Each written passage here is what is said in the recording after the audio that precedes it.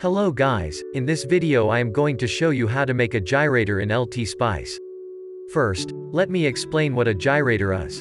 A gyrator is a passive, linear, lossless, two-port electrical network element proposed in 1948 by Bernard D. H. Tellegen as a hypothetical fifth linear element after the resistor, capacitor, inductor, and ideal transformer. An ideal gyrator is a linear two-port device which couples the current on one port to the voltage on the other and vice versa.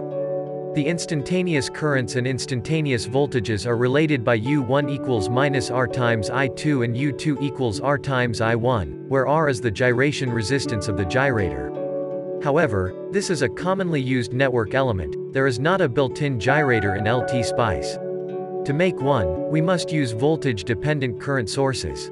The name of the voltage-dependent current source file is G2 in the LTSpice built-in symbol library. Get two of it and put them near each other like this.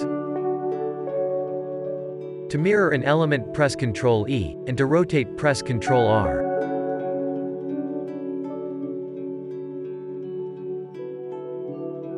After this, joint them like this. Now the left current source is controlled by the right current source's voltage. We only must find out the multiplier, because the voltage-dependent current source multiplies the voltage with a given value to get the current. So, the question is, with what number should we multiply the incoming voltage to get the current? This can be answered from the formulas here. So, the multiplier for the right one will be minus 1 divided by R, and for the left one it is 1 divided by R. You can set up these by right-clicking on the components and writing them here.